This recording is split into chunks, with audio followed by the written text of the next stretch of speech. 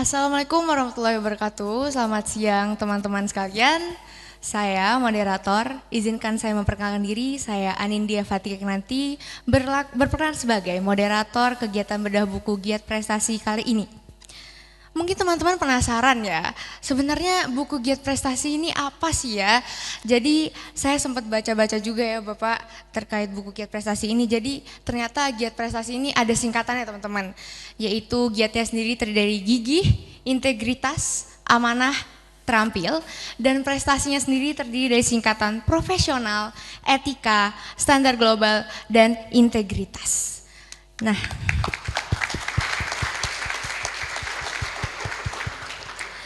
sebelum kita masuk nih ke pembahasan ya, saya mau memperkenalkan secara singkat narasumber-narasumber kita pada kesempatan kali ini, yaitu dimulai dari Bapak Haji Saipul.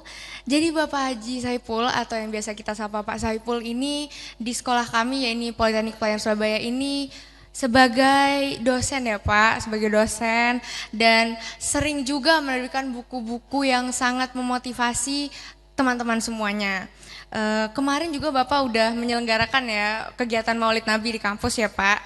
Dan untuk Bapak Hakim Jaini sendiri, Direktur Utama TV 9, yaitu sebagai seorang pakar media juga yang sangat handal dan tentu saja akan memotivasi kita lebih banyak lagi terkait bagaimana sih menjadi seorang pakar media yang baik atau bagaimana cara memberikan motivasi-motivasi terhadap teman-teman sekalian. Sebelum saya masuk juga nih Pak, saya punya pertanyaan. Bagaimana sih awal mula Bapak Saipul mendapatkan inspirasi untuk menulis buku Giat Prestasi sendiri? Tapi teman-teman, sebelum kita masuk ke pertanyaan dan jawaban dari Bapak Saipul, jangan kemana-mana ya, tunggu sesi berikutnya. Terima kasih. Wassalamualaikum warahmatullahi wabarakatuh. Oke teman-teman, kembali lagi bersama saya selaku moderator bedah buku Giat Prestasi. Nah tadi saya sudah mengajukan pertanyaan nih kepada Bapak Saipul, sebenarnya apa sih yang menjadi motivasi atau inspirasi atau awal mula Bapak Saipul sendiri untuk menulis buku Giat Prestasi sendiri? Mungkin kepada Bapak Saipul bisa membantu untuk menjawab. Baik, terima kasih. Assalamualaikum warahmatullahi wabarakatuh. Dan selamat siang semuanya. Terima kasih anakku Anin sudah mempersilahkan saya untuk menjabarkan dari buku yang sudah saya tulis, yaitu berjudul Buku Giat Prestasi. Sebenarnya awalnya ini untuk buku Giat Prestasi berangkat dari suatu anonim di buku yang saya baca ya, yaitu kerja keras, kerja cerdas, kerja tuntas, dan ditutup dengan kerja ikhlas. Nah, berhubung ini sudah banyak yang menulis ya, saya perhatikan di toko buku seperti Gramedia dan Togamas serta toko-toko online yang ada di internet, ternyata sudah banyak yang menulis nak ya. Jadi saya mencoba mencari inspirasi, terbukti pada waktu akhir tahun 2022 nak, ketika ada suatu acara yang diadakan oleh kampus Politeknik Surabaya di Jogja tepatnya ya. Di Jogja ada waktu itu menghadirkan narasumber atas nama Bapak Helmi Yahya. Luar biasa menginspirasi sekali beliau itu. Dan disitulah kemudian terbersit suatu inspirasi langsung di acara tersebut dengan nama bukunya itu adalah Giat Prestasi, begitu. Nah, memang untuk menjabarkan ini nanti perlu waktu, tapi saya kira ada kata-kata yang memang singkat tadi, yaitu kerja keras, kerja cerdas, kerja tuntas, dan ditutup dengan kerja ikhlas. Demikian nak ya, terima kasih. Wah, sangat memotivasi sekali ya jawaban dari Bapak Saipul ini. Ternyata untuk menulis buku ini itu ternyata risetnya banyak ya Pak ya, sampai dari Jogja juga memotivasi ya Bapak Iwah ya. Benar itu. Oke, saya juga berterima kasih atas jawabannya Bapak Saiful. Selanjutnya untuk Bapak Hakim sendiri, pasti Bapak juga sudah membaca dong buku Giat Prestasi ini. Nah, menurut Bapak bagaimana sih tentang buku Giat Prestasi yang ditulis oleh Bapak Saiful ini? Ya, terima kasih. Saya pertama mengucapkan selamat ke Pak Mas Saiful ya atas terbitnya buku yang kesekian. Menulis buku itu kelihatannya mudah, tapi sebenarnya tidak semudah yang kita bayangkan, walaupun juga tidak sesulit yang Anda khawatirkan. Seorang bijak mengatakan, menulislah maka engkau akan abadi. Jadi seseorang itu kalau ingin abadi, kalau ingin dikenang oleh dunia, maka menulislah. Karena orang bisa meninggal, tapi tulisan dan karya, sikap, nilai tidak akan pernah hilang dan itu akan abadi. Nilai-nilai itu, ilmu-ilmu itu akan abadi apabila ditulis. Ya, oleh karena itu yang saya berikan apresiasi ke Mas Saiful adalah Mas Saiful sudah memulai bahwa dia ingin pengalaman hidupnya, nilai yang dia terima dari berbagai situasi, bahkan mungkin kesulitan, itu dia tulis. Untuk apa? Agar orang lain bisa belajar dari kehidupannya, biar orang lain bisa belajar dari apa yang dialaminya tanpa harus mengalaminya. Ada sebuah kata gini, guru pengalaman adalah guru yang terbaik. Kita semua setuju, pengalaman adalah guru yang terbaik. Problemnya adalah kalau pengalaman buruk itu apakah harus menjadi guru kita? Atau dengan kata lain, apakah untuk mendapatkan sebuah ilmu kita harus punya pengalaman buruk dulu baru kita membuat kesimpulan? Maka seorang yang paling kalau boleh memilih, maka orang mengatakan bagaimana kalau saya dapat ilmu tapi tidak perlu mengalami pengalaman buruk. Oleh karena itu cara terbaik gimana?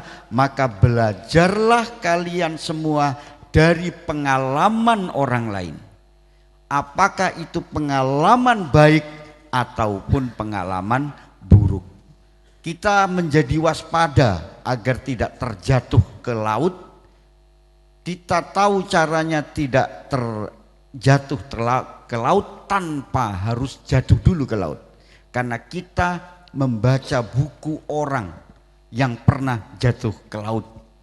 Maka saya tidak ingin jatuh ke laut karena pernah di dalam sebuah buku ditulis seseorang bahwa kalau berdiri di tepi kapal sambil melamun maka saya akan terjatuh. Oleh karena itu saya tidak boleh berdiri di tepi kapal dalam kondisi melamun karena itu bisa jatuh, sebagaimana pengalaman penulis buku ini.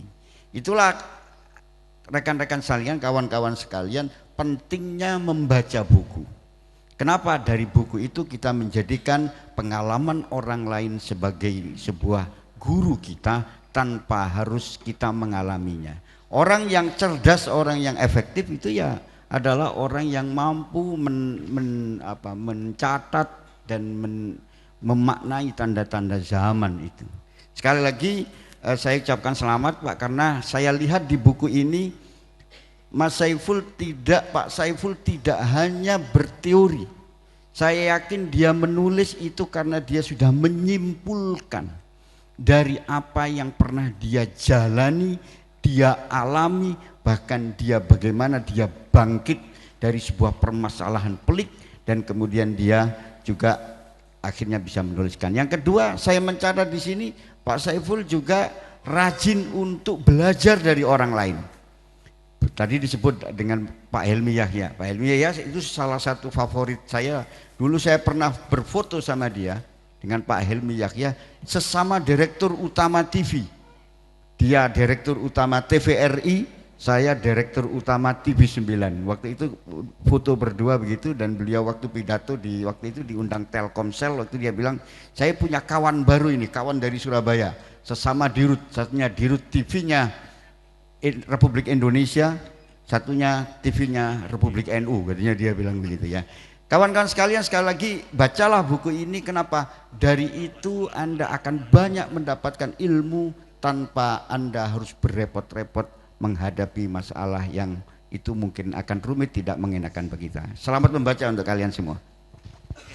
Oke, terima kasih kepada Bapak Hakim. Ya, sangat mendalam sekali ya bagaimana tanggapan Pak Hakim terhadap buku Giat Prestasi ini. Dan saya juga tadi sempat mengulik-ngulik nih Pak, lembar per lembar di buku ini, dan kayaknya ini relate banget buat saya seorang taruni yang 1 tahun lagi nih bakal menghadapi dunia kerja ya. Jadi saya pingin banget nih minta pendapat Bapak untuk memotivasi saya terhadap bagaimana cara supaya kami semua, termasuk teman-teman saya yang sebentar lagi menghadapi dunia kerja, agar bisa lebih konsisten untuk menetapkan semangat, untuk memiliki motivasi yang kuat dalam menghadapi dunia kerja. Seperti itu Pak. Baik, terima kasih. Memang di dalam buku tersebut juga banyak saya tulis anak-anakku ya, baik taruna maupun taruni, yaitu kisah-kisah orang yang memang mengalami jatuh bangun di dalam membangun usahanya. Salah satunya tentu kita tidak pernah asing ya. Bahkan sekarang saya yakin anak-anakku ini sedang buka yang buka laptop dan HP ini. Google ya, Google. Google ini pendirinya siapa? Larry Page dan Sergey Brin. Bagaimana kedua orang ini membangun usahanya dari titik nol ya sampai ya sekarang terkenal ya. Itu. Yang nomor 2, ini produknya juga selalu kita pakai ya, baik itu roda 4 maupun roda 2, yaitu Honda. Tentu kita agak asing siapa yang menjadi pionir utama untuk Honda itu. Nah, sudah saya tulis di situ Soichiro Honda, ya, dan masih banyak lagi yang lain di dalam itu. Itulah yang mungkin bisa saya sampaikan kepada Anin, anakku, dan taruna-taruni lainnya.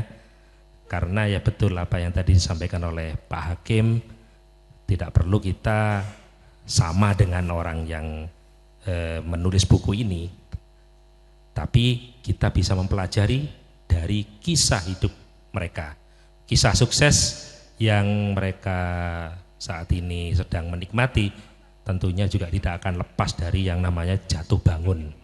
Mereka itu bagaimana sengsaranya dalam membangun usahanya. Nah, inilah yang memang menjadi inspirasi saya kala itu masih menjadi seorang pelaut ya. Tentunya masa-masa menjadi pelaut itu tidak langsung saya itu mengalami gaji euro atau dolar, tentunya masih rupiah yang saya alami. Tapi alhamdulillah berkat doa dan restu dari kedua orang tua saya, dan itu menjadi pembakar semangat saya untuk bisa lebih baik dari sebelumnya. Begitu nak ya.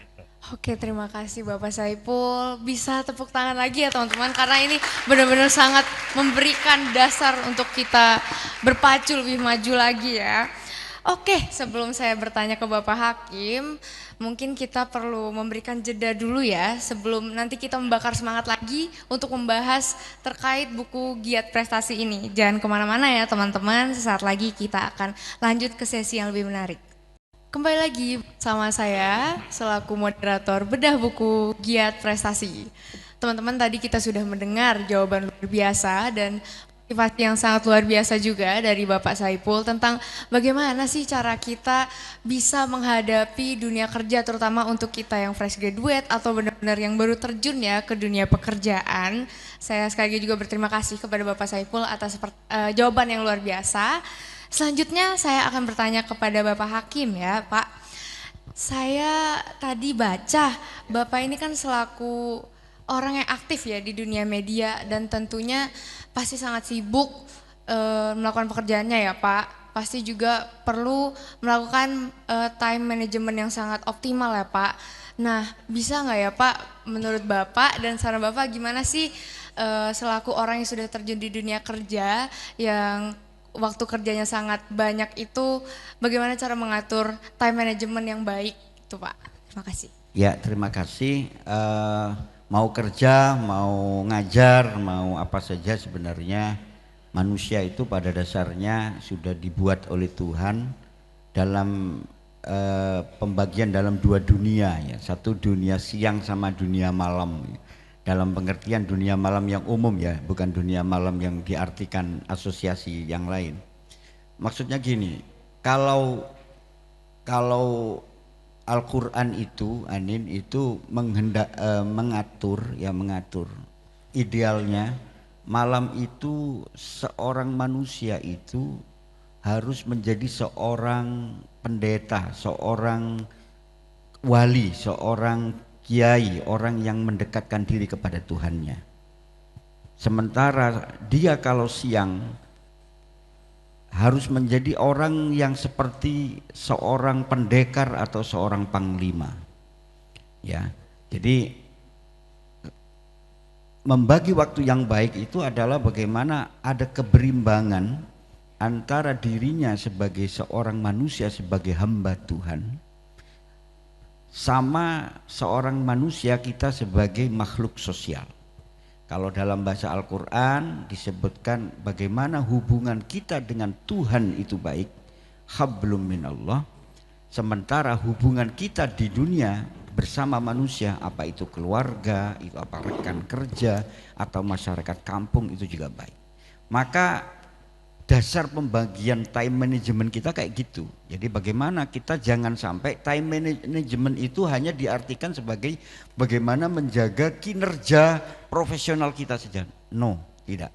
Sebenarnya yang paling penting justru adalah bagaimana kita selesai dulu dengan Tuhan, baru kemudian kita bekerja, bagaimana kita bisa bekerja. Saya pribadi, jadi misalnya pribadi, tadi dikatakan Anin, saya adalah orang yang sibuk sekali karena urusan dengan media. Dan media hari ini adalah dunia yang tiap detik berubah. Ini TV ini sekarang sudah banyak yang tidak nonton. Kenapa? Karena orang-orang pada nonton di HP semua kan, di gadget. Bagaimana cara kami TV9 bisa menyiasati perubahan teknologi agar tidak terdisrupsi, ya, agar tidak tergilas. Maka caranya adalah bagaimana tayangan TV itu bisa dinikmati di HP, kan gitu. Itu kan ada satu, itu sulit sekali. Satu terbaru lagi sekarang ada teknologi namanya AI, ya, artificial intelligence. Itu juga akan mengubah sistem presenting kayak begini, ini bisa jadi semuanya pakai AI semua gitu kan. Nah, pasti ini membuat kita tidak nyaman. Kita tidak pernah nyaman, tidak pernah tenang karena perubahan itu ada. Agar kita ini tidak terombang-ambing dengan permasalahan. Kalau saya pribadi, biasanya saya selesaikan dulu urusan saya dengan Tuhan.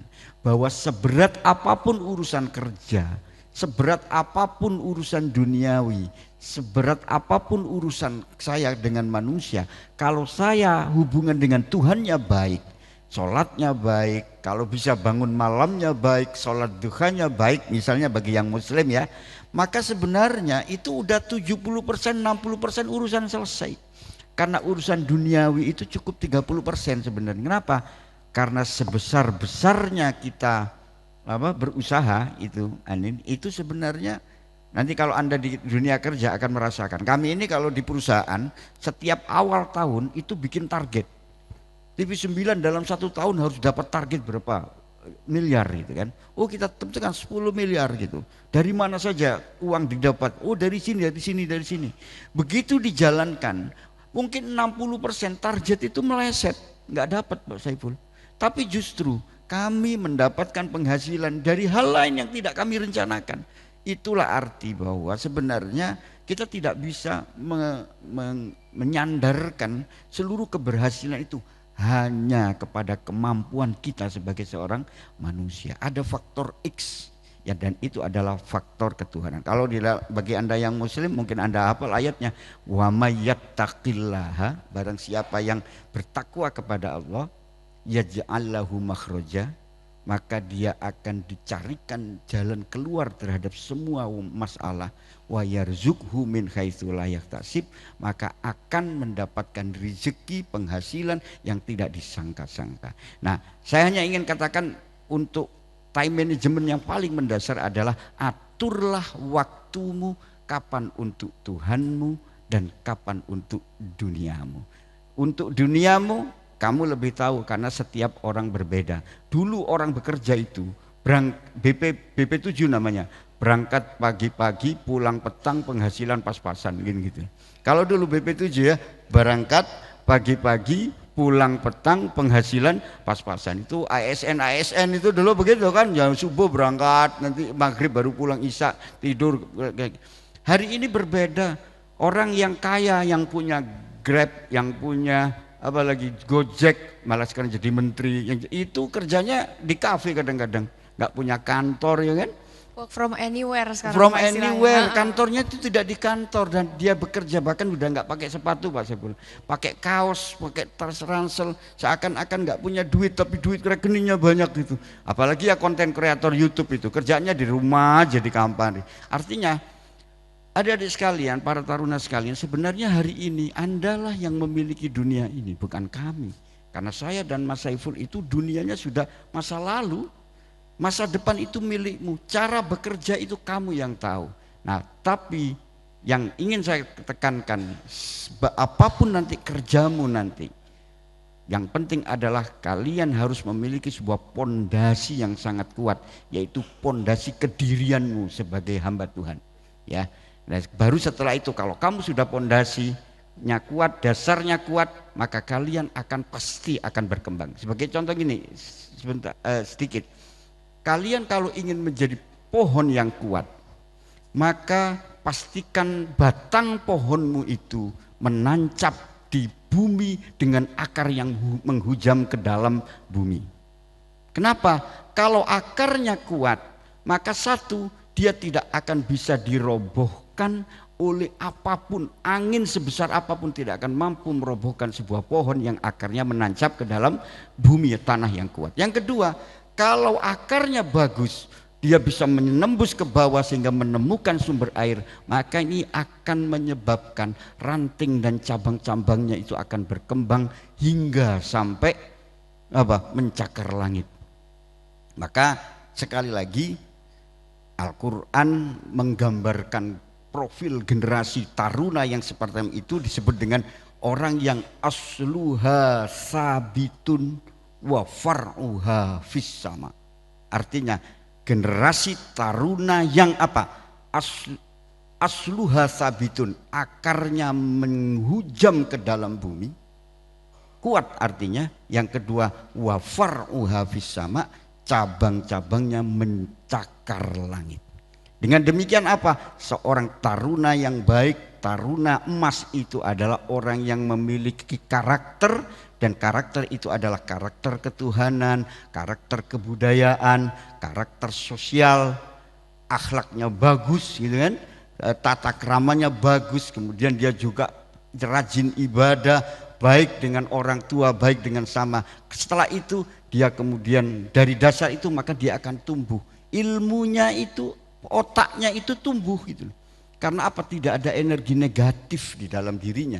Kenapa? Karena dia disupport oleh sistem yang bagus, oleh udara yang bagus, sehingga prestasinya akan terus berkembang, tidak dilawan oleh energi negatif.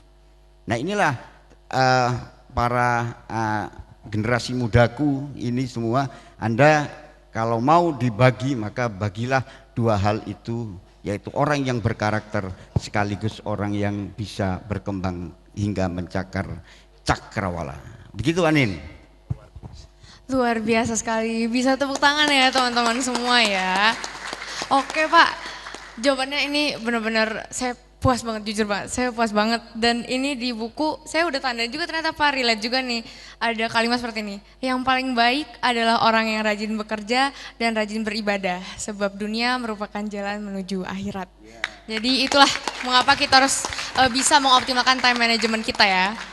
Nah teman-teman, setelah kita berdiskusi dengan Pak Saiful dan Pak Hakim, nanti saya akan membuka sesi Q&A ya buat audiens teman-teman sekalian yang kayaknya juga kelihatan penasaran dan ingin menemukan jawaban terkait kegelisahan mereka terhadap bagaimana sih cara bersikap gigih seperti itu ya. Jadi teman-teman jangan kemana-mana, tetap menunggu kami dan sampai ketemu di segmen selanjutnya. Kembali lagi bersama saya di kegiatan bedah buku Giat Prestasi. Teman-teman tadi kita sudah mendengar jawaban-jawaban luar biasa dari narasumber-narasumber kita, Bapak Saipul dan Bapak Hakim ya. Dan sekarang sudah saatnya saya mempersilahkan teman-teman sekalian untuk memberikan pertanyaan yang kayaknya dari tadi udah nahan-nahan ya. Buat teman-teman mungkin inilah kesempatan kalian buat bertanya. Mungkin bisa dari sebelah kanan saya ada yang ingin memberikan pertanyaan. Oke, mungkin kepada teman taruna saya, mungkin mic-nya bisa diserahkan. Assalamualaikum warahmatullahi wabarakatuh. Waalaikumsalam warahmatullahi wabarakatuh. Mohon izin memperkenalkan diri, nama saya Dimas Zaki Jawahari. Mohon izin bertanya Bapak. Di sini pertanyaan saya, menurut Bapak dalam proses giat berusaha, kan ada orang yang selalu giat berusaha namun tetap gagal Bapak. Menurut Bapak itu bagaimana Bapak? Sekian pertanyaan saya, terima kasih. Wassalamualaikum warahmatullahi wabarakatuh. Waalaikumsalam warahmatullahi Mungkin bisa langsung jawab ya Pak Saipul ya. Silakan Pak. Baik, pertanyaan yang luar biasa. Sebenarnya dalam kehidupan bicara masalah gagal, siapa orangnya di dunia ini yang tidak pernah gagal? Ya, pernah saya membaca buku ya tentang bagaimana dahsyatnya kesabaran. Ya, di situ diceritakan kalau memang berbicara masalah gagal, manusia sekelas Nabi pun pernah gagal. Ya, bukankah Nabi Nuh itu meminta banjir bandang ketika dirasa dakwahnya itu gagal, ya. Dan masih banyak yang lain kegagalan, ya. Saya ceritakan juga masalah gagal ini, tentunya ya ribuan nanti, ya.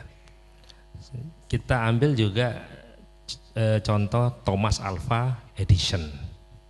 Thomas Alva Edison adalah, kita maklum bersama, pencipta apa? Lampu. Itu juga sama, gagalnya ribuan kali sebelum pada akhirnya menemukan rumus tentang kelistrikan, ya. Nah, di dalam buku ini juga tadi saya sebutkan ada yang namanya Soichiro Honda. Itu juga sama, puluhan, ratusan gagal sampai mau putus asa.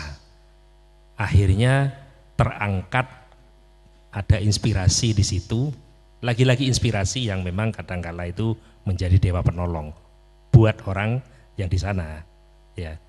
Soichiro Honda itu menemukan suatu metode bagaimana sepeda dikasih mesin itu jadi motor. Itulah menjadi cikal bakal motor Honda. Selanjutnya disusul dengan roda 4, ya. Demikian juga dengan Larry Page dan Sergey Brin. Ada juga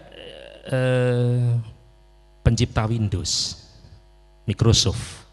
Siapa? Bill Gates. Diceritakan dalam 1 minggu tidurnya cuma 8 jam. 1 minggu 8 jam. Tidak seperti kita, ya. 8 jam dalam 1 hari mungkin masih kurang, apalagi hari Sabtu Minggu, ya, seperti saya, ya. Tapi di sini yang kita ambil 8 jam dalam 1 minggu itu bertahun-tahun baru menghasilkan rumus yang namanya Microsoft, ya. Banyak, ya, banyak. Jadi bagaimana? Jangan takut gagal. Gagal itu adalah hal biasa. Usaha luar biasa, ya. Jadi gagal itu sudah biasa. Saya juga sering kali gagal. Penulis juga sampai nangis dulu, ya. Seakan-akan dunia itu rontok, ya. Memang sakit, tapi yang namanya orang tua memberikan bimbingan, ya begitulah kehidupan nak. Tidak ada yang berjalan mulus, pasti ada gagal. Tapi jangan takut, dicoba lagi, dicoba lagi, dicoba lagi. Akhirnya yang saat ini Dimas lihat saya ya berdiri di sini. Jadi tidak mungkin saya itu menulis buku juga tanpa kegagalan, ya. Karena keberhasilan itu berawal dari kegagalan. Sekali lagi kepada Dimas anakku dan yang lain, jangan takut gagal, maju terus ya, ya begitu. Oke, terima kasih jawabannya Pak Saiful. Apakah sudah menjawab pertanyaan untuk teman Dimas Zaki? Oke, saya akan memberi kesempatan satu lagi buat teman-teman Tornatorni saya. Mungkin kiri ada yang bertanya dan nanti akan dijawab oleh Bapak Hakim ya Pak. Mungkin ada yang mau bertanya? Selamat siang, mohon izin Bapak, mohon izin Kakak, mohon izin memperkenalkan diri, nama Cintia Rata Olia dari kelas Transabi Mandiri.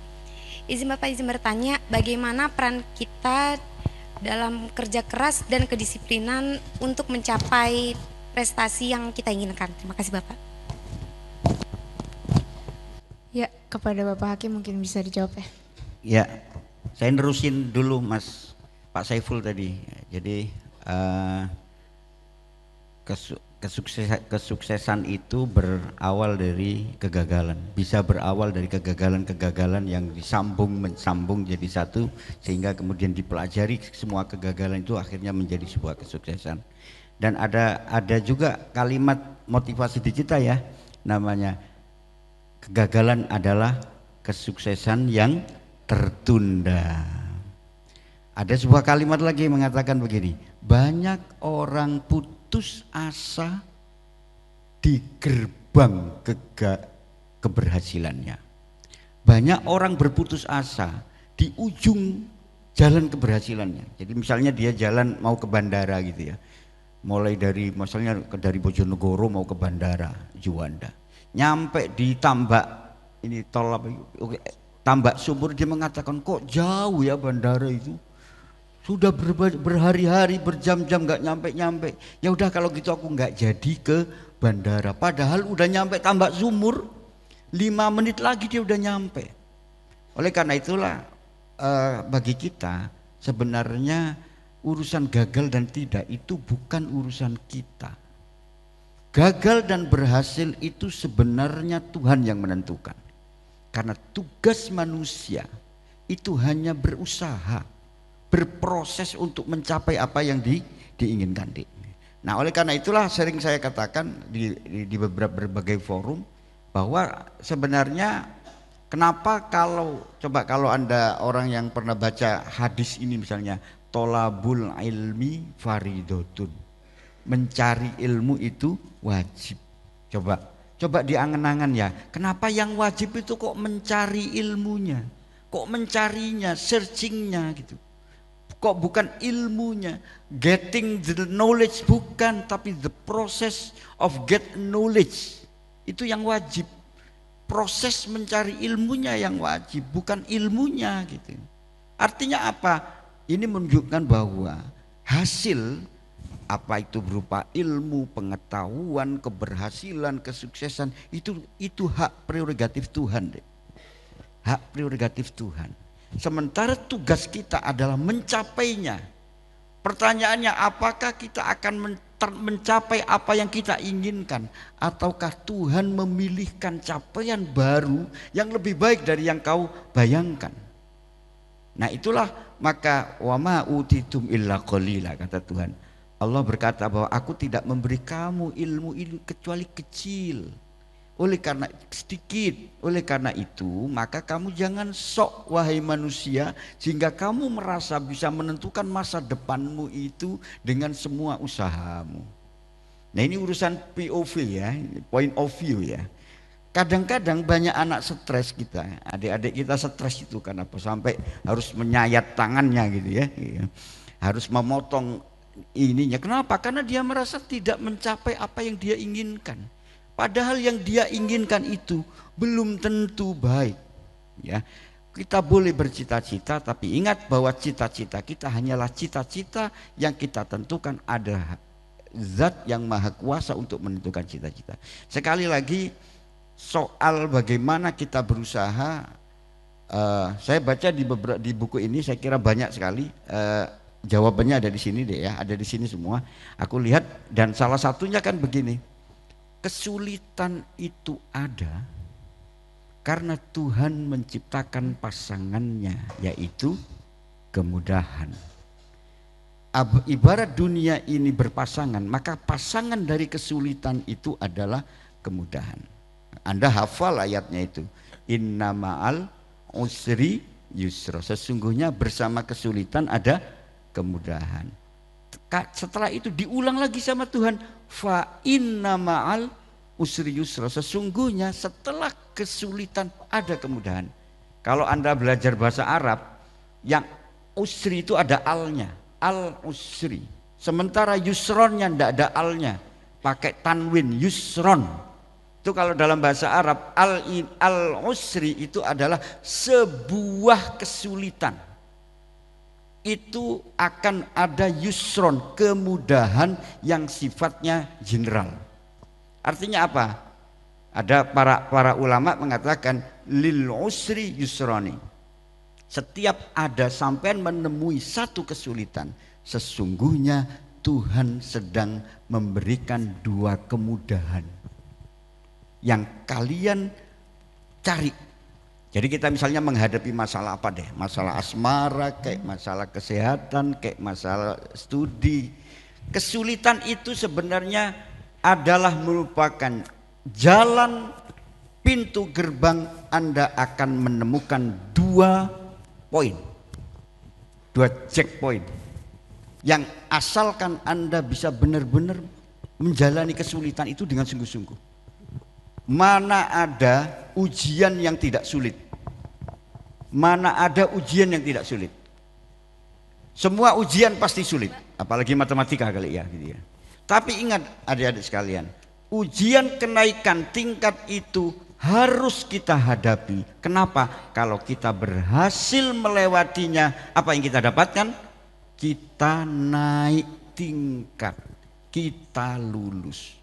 Maka jangan takut terhadap kesulitan, karena sesungguhnya kesulitan itu adalah jalan lapang menuju keberhasilan.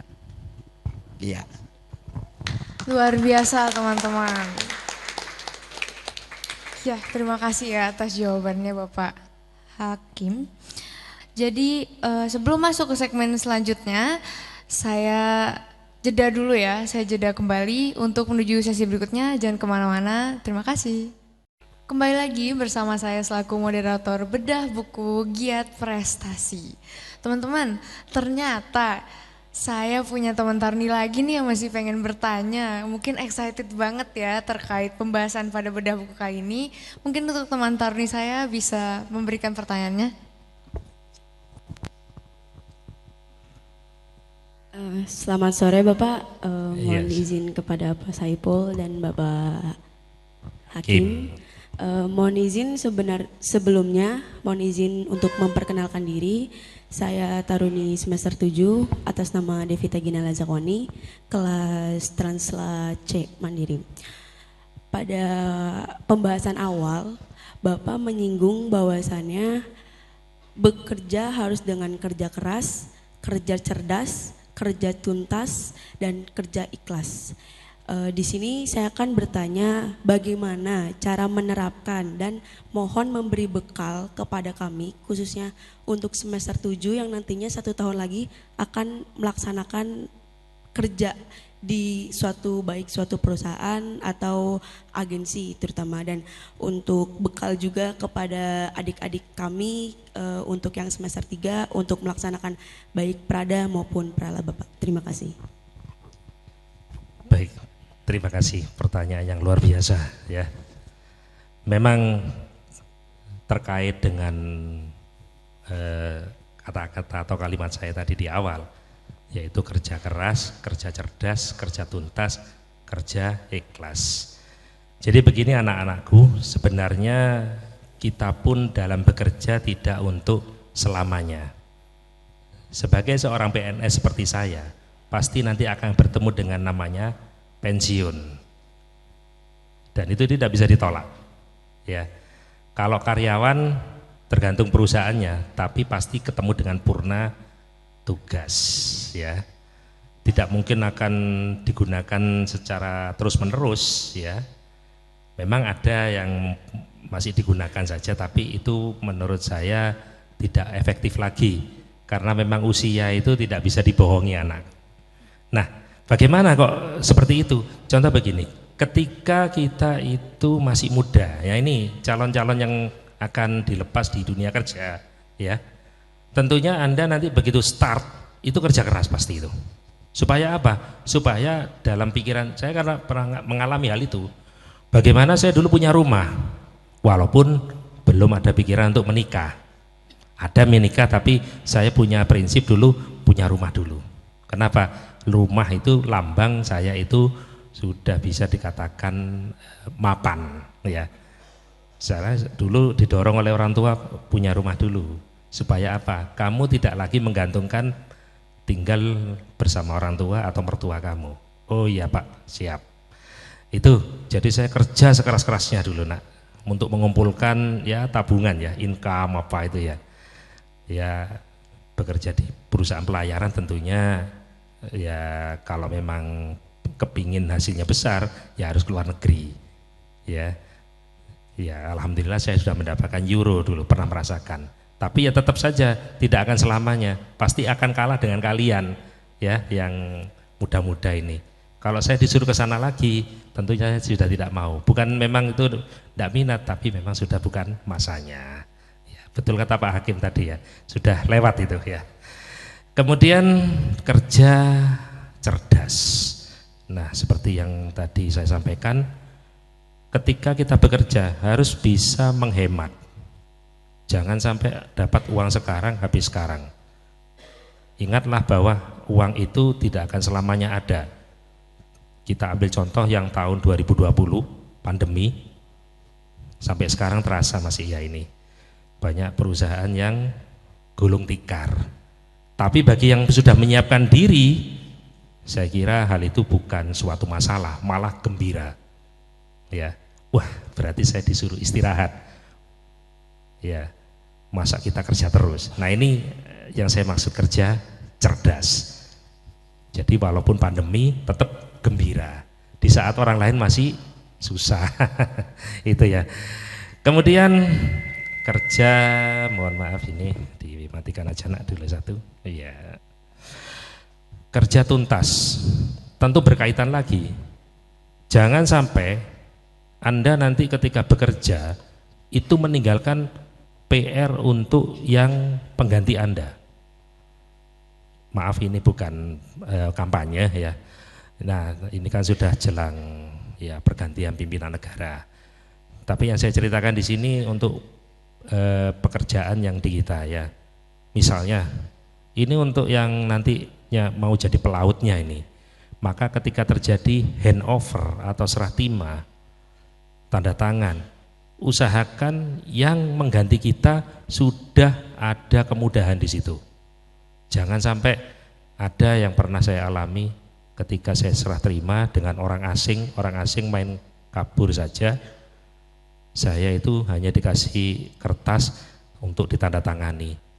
Kalau memang sudah tanda tangan berarti kamu sudah terima apa yang memang nanti menjadi risiko kamu. Berat memang seperti itu. Tapi mau bagaimana, budayanya negara sana memang begitu. Dan ternyata benar ketika saya jalani, waduh itu sampah di mana-mana, banyak baut yang copot, peralatan kerja ya kocar-kacir, dan lain sebagainya, dan lain sebagainya. Ini pembelajaran untuk saya, bahwa nanti ketika terjadi lagi yang namanya serah terima, jangan seperti itu. Alhamdulillah ketika sudah rapi, pengganti datang dari Indonesia, nah yang menggantikan saya orang Indonesia, saya tinggal tunjukkan ini. Bagaimana bisa diterima? Bisa. Itu namanya kerja tuntas. Sehingga dia bekerja dengan nyaman, penggantinya ini. Jangan sampai nanti ya tadi yang seperti saya terima. Ya. Dan terakhir adalah kerja ikhlas. Inilah bungkus dari ketiga kalimat tadi.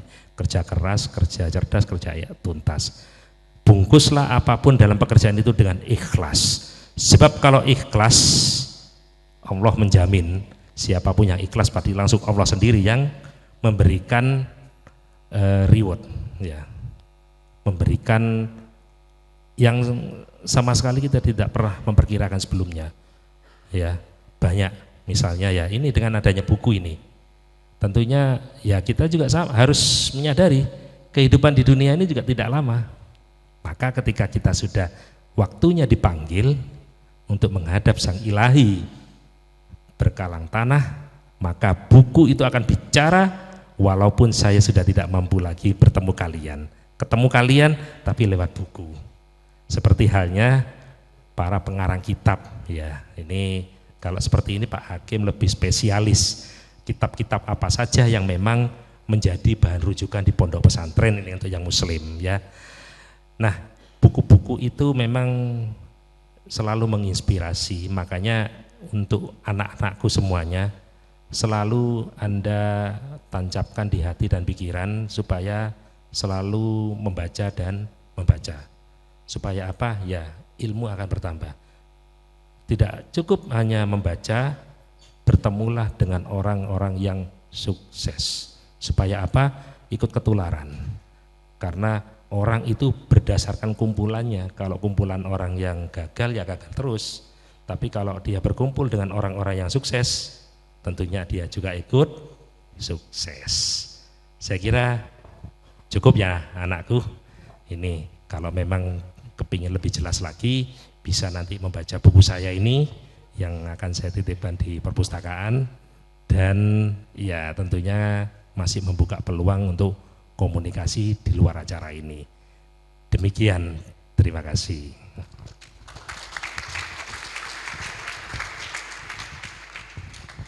Terima kasih kepada teman-teman yang sudah mengajukan pertanyaan dan kepada Bapak Saiful dan Bapak Hakim juga yang sudah menjawab dengan jawaban yang luar biasa, yang memberikan semangat dan motivasi yang luar biasa untuk kita semua, untuk teman-teman Taruna Taruni selaku audiens pada kesempatan kali ini ya. Tidak terasa, sudah saatnya saya harus menutup kegiatan bedah buku kali ini. Namun sebelum saya tutup, saya akan memberikan kesempatan juga kepada bapak-bapak sekalian. Kira-kira ada kalimat-kalimat penutup gak buat kegiatan hari ini? Silakan Bapak. Terima kasih, lebih pantasnya Bapak Hakim Jaili. Monggo Bapak. Ada 3 hal ya kalau Anda ingin meraih apa yang kau inginkan, termasuk di dunia kerja. 3 hal inilah prasyarat profesionalitas. 1 adalah knowledge, ilmu pengetahuan, dan ilmu pengetahuan itu Anda dapatkan selama Anda sekolah dan kuliah. Kalau Anda memang tentang pelayaran, tentang kelautan, tentang bahari, maka itu knowledge. Whatever tentang laut itu adalah ilmu yang Anda harus dapatkan. Tapi ilmu saja itu belum cukup. Anda harus punya yang kedua, knowledge yang pertama, yang kedua skill.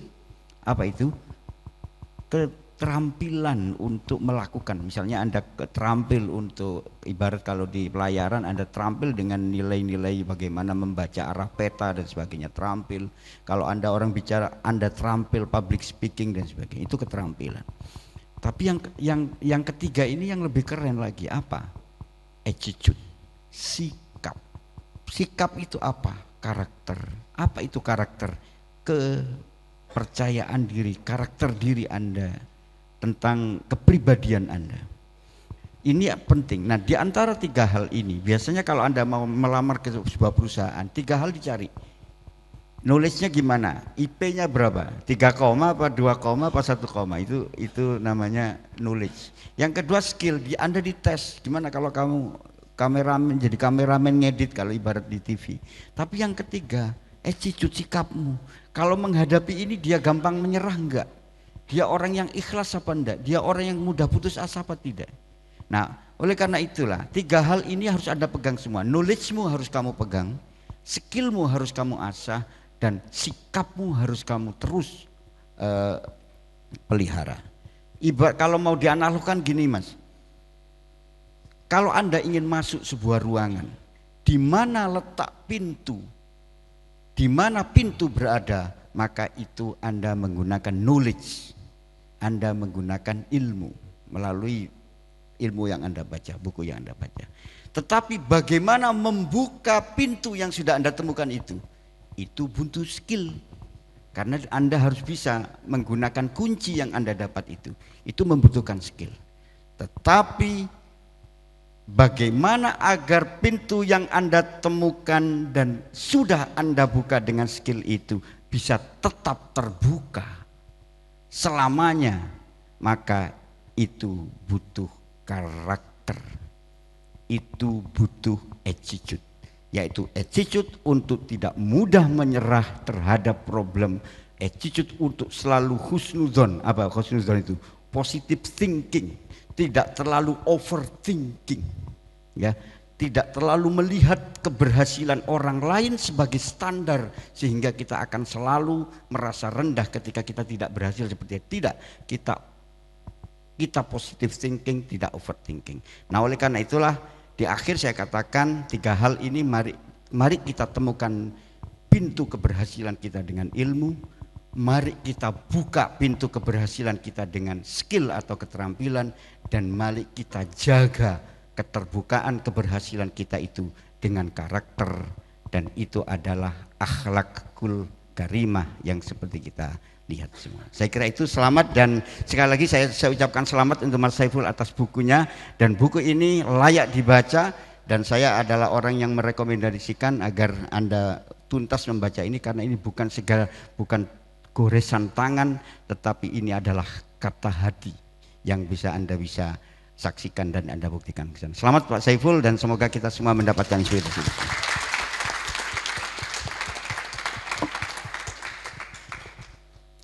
Terima kasih kepada Bapak Hakim atas closing statement-nya, dan tibalah juga saya akan memberikan sebuah kesimpulan atas kegiatan hari ini, atas segala diskusi yang telah kita lakukan, baik sesi diskusi bersama Bapak-Bapak sekalian selaku narasumber dan teman-teman yang sudah bertanya juga. Jadi untuk menghadapi dunia kerja itu memang sulit teman-teman, tapi jangan lupa kita harus ikhtiar, kita juga harus memiliki motivasi terhadap diri kita sendiri. Jangan takut gagal, karena gagal itu adalah sebuah jalan menuju kesuksesan ya Bapak-Bapak. Dan jangan lupa kita harus konsisten, kita harus menerapkan etos kerja yang tinggi. Seperti yang Bapak Saiful bilang tadi, ada 4: kerja keras, kerja cerdas, kerja tuntas, kerja ikhlas. Dan jangan lupa juga untuk menerapkan dan mengasah knowledge kita, skill kita, dan yang paling penting attitude kita untuk menghadapi dunia kerja. Sekian dari saya selaku moderator Anindya Feteknanti. Mohon maaf bila ada kesalahan kata, kalimat, ataupun hal-hal yang kurang menyenangkan yang teman-teman lihat pada kesempatan kali ini. Saya juga ucapkan selamat kepada Bapak Saiful atas penerbitan buku Giat Prestasi, dan terima kasih kepada Bapak Hakim yang sudah berkesempatan untuk hadir pada acara hari ini. Sekian dari kami. Wassalamualaikum warahmatullahi wabarakatuh. Selamat siang.